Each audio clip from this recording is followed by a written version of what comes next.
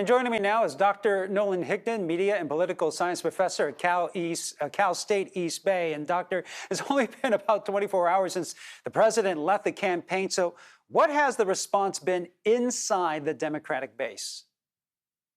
It looks like what we're seeing so far is overwhelming unity behind Kamala Harris. I know there's been a lot of discussions about having a open process for who might replace Joe Biden, but that only will occur if there's multiple people running. And as of right now, it seems like Harris is the only one vying for the position, and no one is trying to challenge her for that. And the people in the Democratic Party are more or less behind her. Well, you talk about that open process. So is there a chance a fellow Democrat could try to challenge the vice president for the nomination? One name that has come out is Joe Manchin. Yeah, and I think Joe Manchin more or less kind of quelled that this morning. But absent Joe Manchin, there doesn't really seem to be anybody who's openly talking about challenging Harris. Even folks who have supported Harris, like Nancy Pelosi and others, they were hoping for an open process. But if nobody else runs, like I said, I don't really know how they're going to have an open process. So in the DNC, will this be more of a coronation then?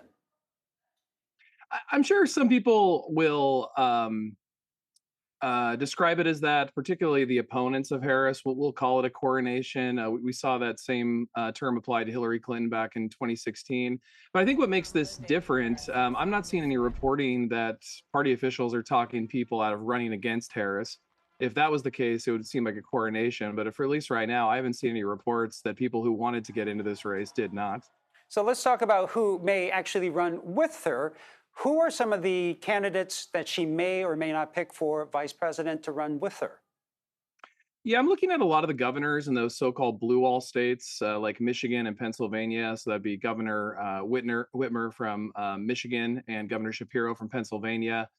They're certainly on the short list. We've heard also talk about Governor Andy Beshear out of Kentucky. He's a Democrat who's won in that red state twice with pretty convincing wins.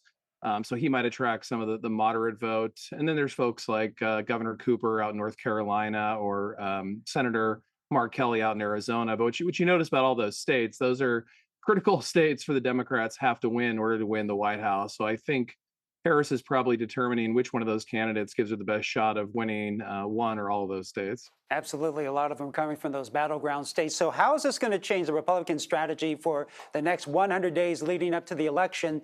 Did President Trump or former President Trump, did he want to go against Biden?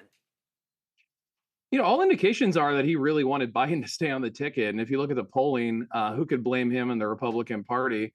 But it looks like, Trump's attacks on Biden's record are going to have to be altered. Looks like he's pivoting now to attack Harris on everything related to immigration because Biden did give Harris the power to investigate some of the things going on at the border.